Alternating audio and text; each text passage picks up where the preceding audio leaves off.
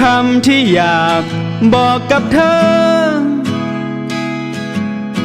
จิตใจบางคนที่เหม่อเพราะคิดถึงเธอแต่ไม่รู้จะเริ่มต้นยังไงและไม่รู้ว่าเธอจะรังเกียจไหมยังเดาใจไม่ถูกอยากจะรู้ก็ใครคนหนึ่งรักเธอหมดทั้งหัวใจอยากให้เขาคนนั้นทำอะไรเพื่อให้เธอได้พอเข้าใจว่าฉันรักเธอ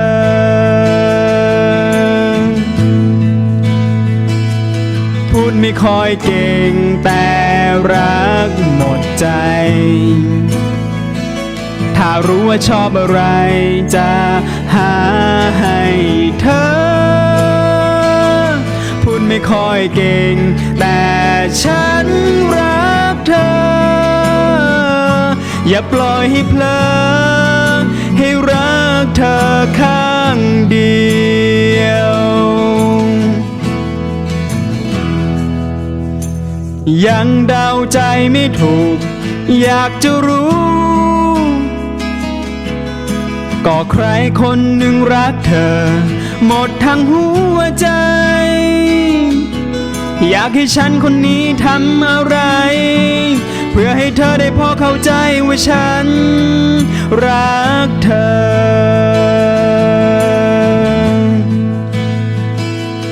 พูดไม่ค่อยเก่งแต่รักหมดใจถ้ารู้ว่าชอบอะไรจะหาให้เธอพูดไม่ค่อยเก่งแต่ฉัน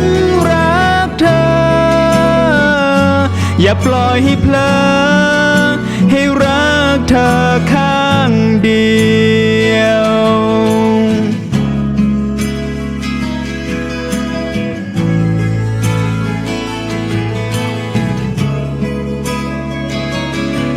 อยากให้ฉันคนนี้ทำอะไรเพื่อให้เธอได้พอเข้าใจว่าฉันรักเธอพูดไม่ค่อยเก่งแต่รักหมดใจ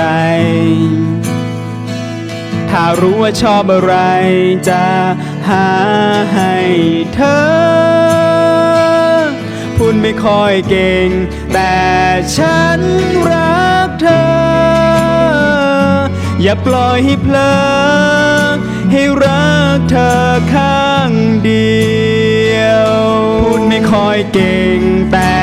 รักหมดใจถ้ารู้ว่าชอบอะไรจะหาให้เธอพูดไม่ค่อยเก่งแต่ฉันรักเธออย่าปล่อยให้เพลอ